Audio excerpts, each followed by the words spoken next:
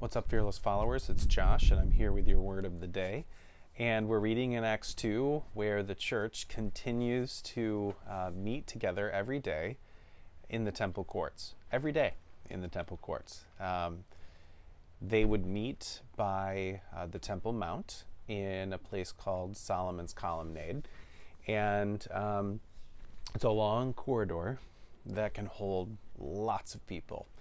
And we read that they met there every day. Now they would eat together every day in their houses, and they would gather together in these small pockets of house churches and communities. But they would all come together for worship and prayer every day. Every day. Think about that. We gather once a week. They gathered every day. And there was something about that community that that they didn't want to miss out on. And they made a priority for in their lives. Now, Judaism worked differently than what we see in kind of modern day Christianity.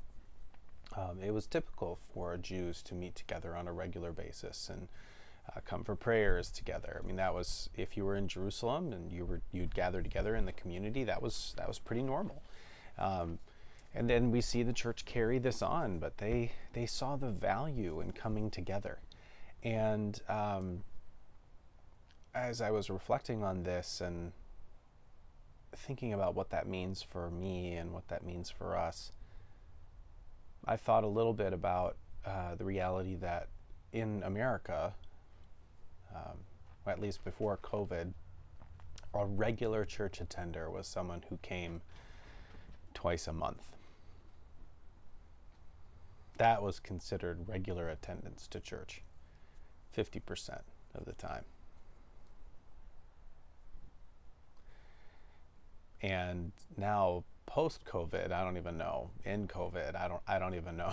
I don't know what that is. Maybe less. It's hard to tell with the engagement online and all of that. But I was really challenged by that thought of, are we really getting together every day?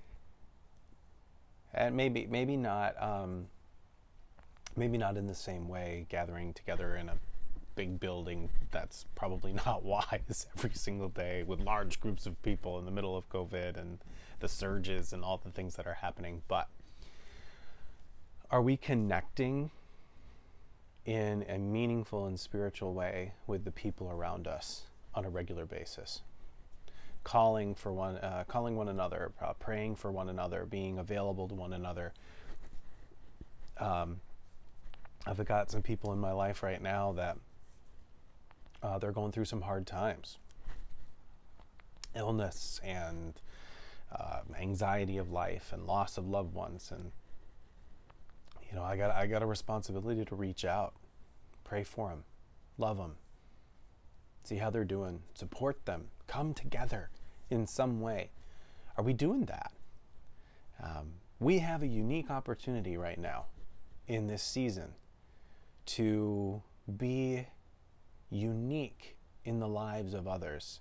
As everybody isolates and divides more and more, we can come together in love. And I've lately felt compelled just more and more to pray for people, do little things to support those around me, in light of reading this passage about how this church acted literally toward one another and how they came together. And so I feel like this is more of a rambling than it is a teaching, because I'm just kind of working through this too, but I was really compelled by reading through the church in Acts this week. And I was convicted and also challenged and inspired to gather together more, to support each other more, to come together more. We're going to talk about more of this weekend as we look at how we can make waves in the lives of others. So that's the thought. That's the word. I'm going to go have some coffee.